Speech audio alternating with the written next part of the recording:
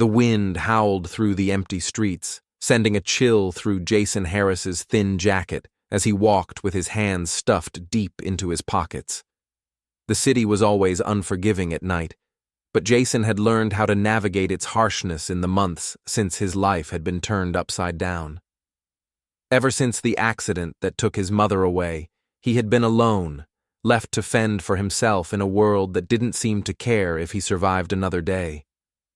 The streetlights flickered, casting long shadows as he made his way past the local park. He wasn't looking for trouble. He never was. He just needed somewhere warm to sit for a while before finding a safe place to sleep. But trouble always seemed to find him, even when he least expected it. A sharp voice cut through the cold air like a blade. "Hey, you!" Jason's body tensed instinctively as he turned toward the source of the voice. Officer Adam Wright was approaching with an air of authority that made Jason's pulse quicken. Wright was young, cocky, and had a well-earned reputation for being overly aggressive, especially toward black teenagers like Jason. Wright's hand hovered near his belt as he studied Jason with suspicion. "What are you doing here? This area's had a lot of crime lately, and you don't look like you belong." Jason swallowed hard, forcing himself to remain calm. He had seen this play out before. He knew how it ended when someone like him dared to question an officer's authority. "I'm just walking, sir," Jason said, his voice steady but cautious. "I haven't done anything wrong." But Wright wasn't interested in explanations. He stepped closer, eyes narrowing. "Hands out of your pockets," he ordered. Jason hesitated, knowing how quickly things could escalate. Slowly, he raised his hands, showing he had nothing to hide. But it didn't matter. Wright had already made up his mind. "Turn around," the officer snapped, reaching for his cuffs. "I need to search you." Jason's breath caught in his throat. "Search me? For what?"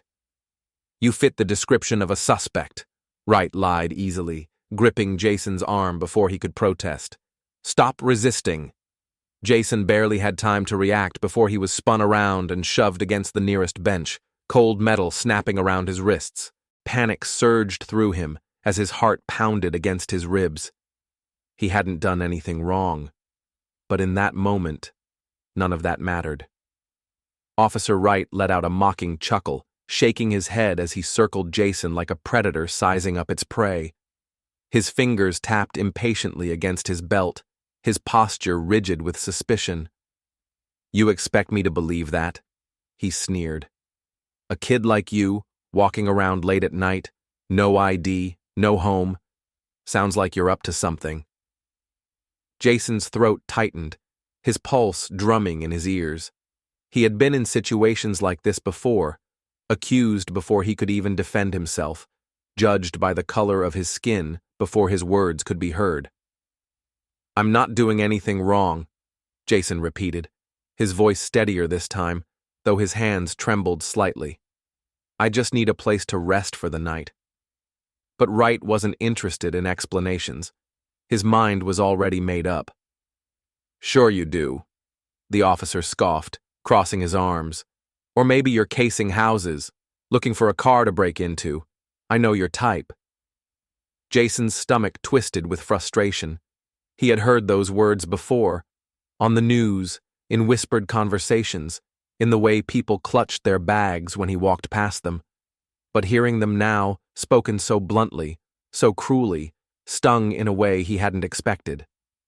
"I'm not a criminal," Jason said firmly, forcing himself to meet the officer's gaze. Wright's jaw tightened. He didn't like that, didn't like the defiance, the refusal to cower. "That's so?" Wright took a step closer, his voice lowering into something more threatening.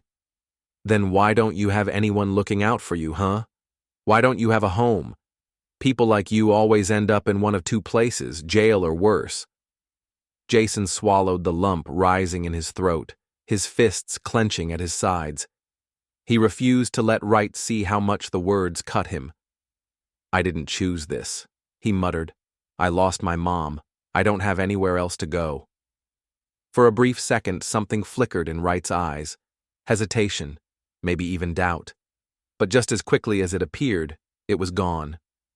"Save the sob story," Wright spat. "You're coming with me." Before Jason could react, the officer grabbed his arm, yanking him toward the patrol car parked at the curb.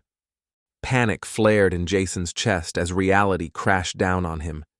He had done nothing wrong. He had tried to explain. But none of it mattered. As Wright shoved him toward the back seat, Jason couldn't shake the sinking feeling that no one would believe him. And worse, no one would care. Jason winced as the rough pavement scraped against his skin, his breath coming in ragged gasps as Officer Wright dug his knee into his back.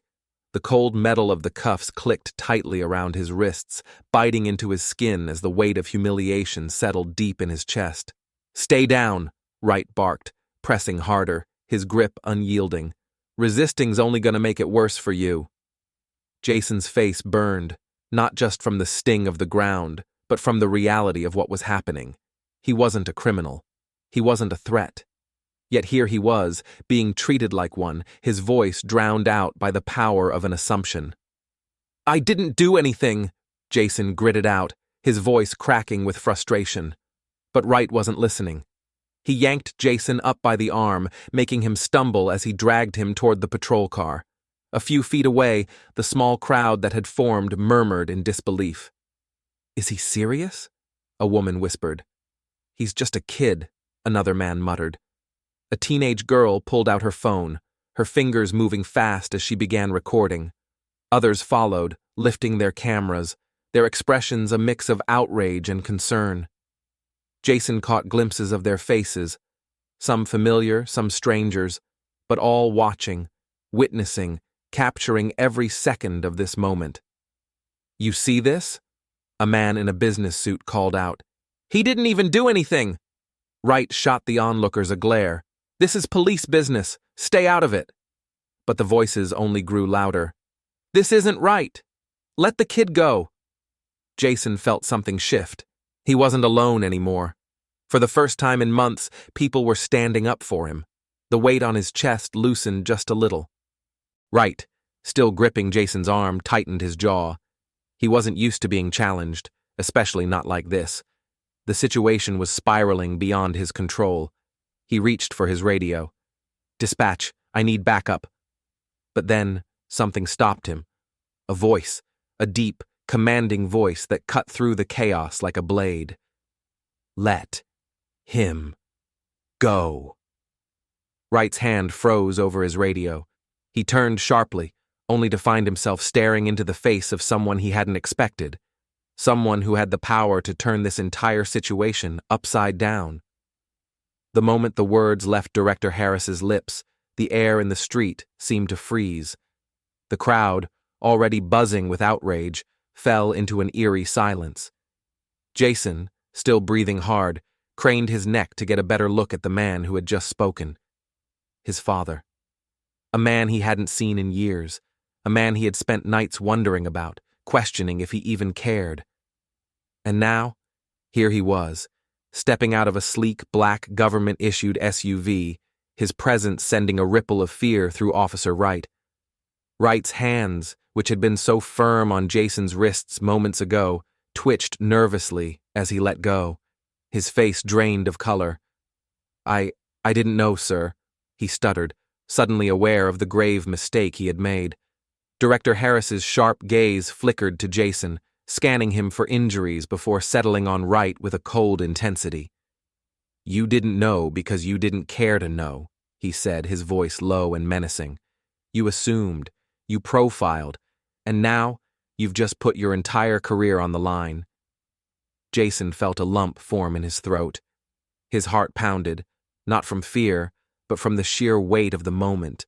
He had spent so long thinking he was alone in the world, and yet now his father, an FBI director of all people, was standing in front of him, defending him in front of a crowd, in front of the very system that had just tried to swallow him whole.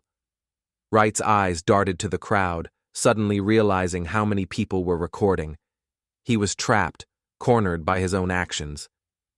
"Sir, Save it," Harris cut him off. He turned to Jason, his expression softening just slightly. "Are you all right, son?" Jason hesitated. He had spent so much time being angry at this man for not being there, for never showing up when he needed him most. But right now, with the way his father stood between him and Wright, protecting him like a shield, that anger wavered. "I'm fine," he muttered, though the shakiness in his voice betrayed him. Harris exhaled sharply, nodding before turning back to Wright. "Here's what's going to happen. You're going to uncuff him. You're going to apologize. And then, you're going to report to your department, because as of this moment, you are under official investigation." Wright's jaw clenched. "Sir, please, Did I stutter?" Harris's voice cut through the night air like a blade. "Uncuff him." With shaking hands, Wright obeyed, fumbling with the cuffs until Jason's wrists were finally free. The moment they clicked open, Jason rubbed his sore wrists, stepping back to put some space between himself and the officer who had manhandled him moments ago. The crowd erupted. Cheers, murmurs, and even shouts of agreement filled the space around them. People clapped, some recorded. Others shook their heads, their glares drilling into Wright like daggers. Jason looked around, his breath catching. He had never had people stand up for him like this before, and for the first time in a long time, he felt something foreign settle in his chest. Hope. Wright, now drenched in humiliation, swallowed hard. His eyes darted toward Harris, who was still glaring at him with barely restrained fury. "Sir, it won't happen again," he muttered weakly. Harris scoffed. "You're right about that, because as of now, you're suspended. And if my son presses charges, you'll be lucky if suspension is all you get." Jason looked up, startled. He had never thought about pressing charges, but now, seeing the way Wright stood, small and cornered, something inside him stirred. Power. For the first time, he had the power in this situation. He had a voice, and thanks to the cameras, thanks to the people watching, that voice could no longer be ignored. Director Harris placed a firm hand on Jason's shoulder. "Come on, son," he said, his voice quieter now. "Let's go." Jason hesitated only for a second before nodding.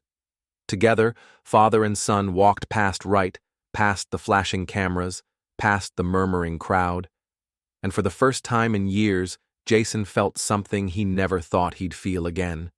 The weight of the moment pressed heavily on Officer Wright's chest as realization set in. The authority he had wielded so carelessly just minutes ago had crumbled beneath him. He had manhandled and humiliated not just any kid, but the son of one of the most powerful men in law enforcement.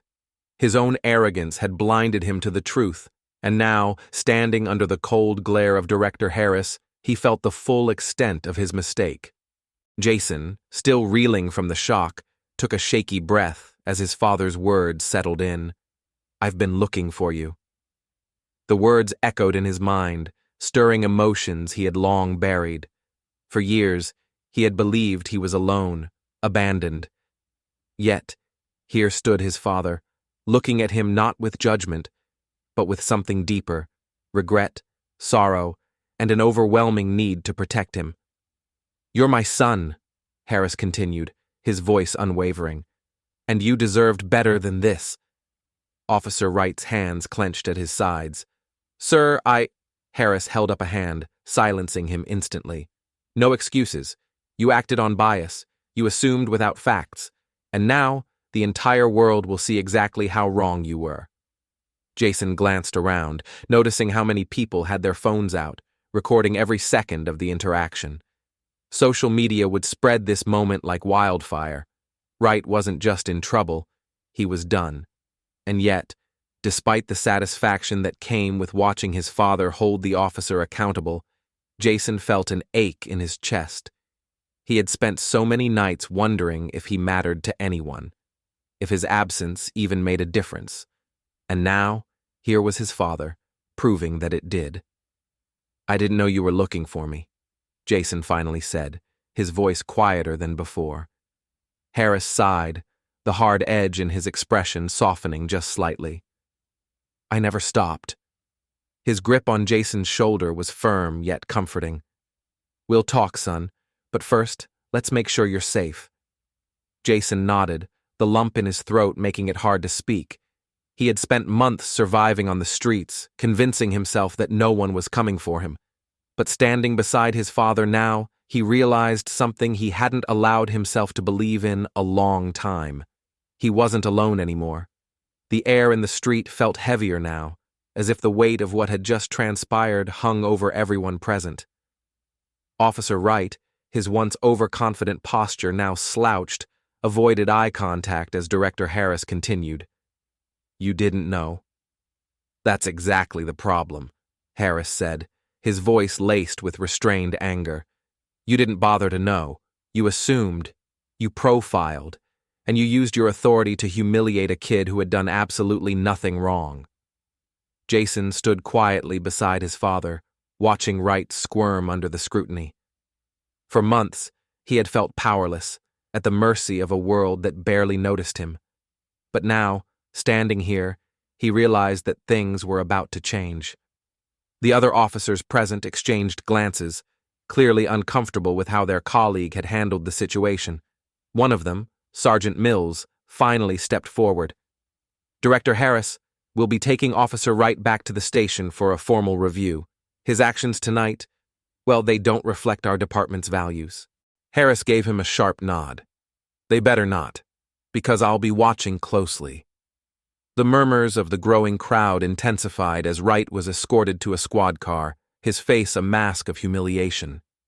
People had their phones raised, recording every second of it.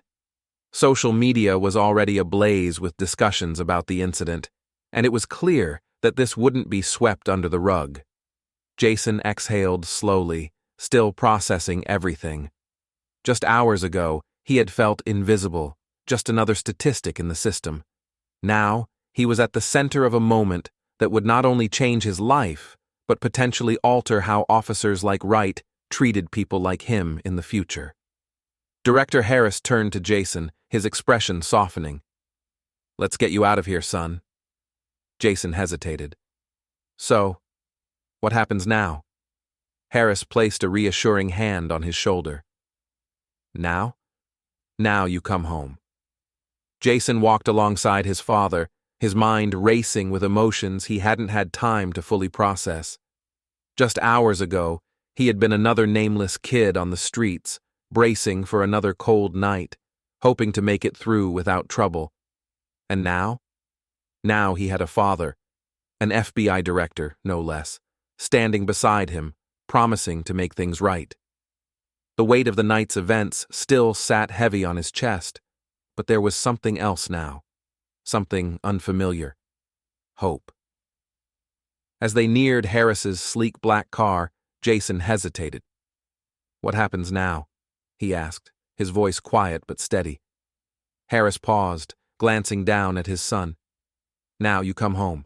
No more sleeping on the streets. No more running. I should have found you sooner, and I won't let you go through this alone anymore." Jason studied his father's face, searching for any sign of hesitation or empty promises. But all he saw was sincerity. A lump formed in his throat, but he quickly swallowed it down. He had spent so long believing he had no one. Trust wasn't something he could give easily. But maybe, just maybe, this was real. Harris reached for the car door, but before they got in, Jason turned back for one last glance at the scene behind them. The officers were still discussing the incident, some shaking their heads at Wright, who sat in the back of a squad car, his once arrogant demeanor now replaced with silent humiliation. Justice. For the first time in a long time, Jason felt like he mattered.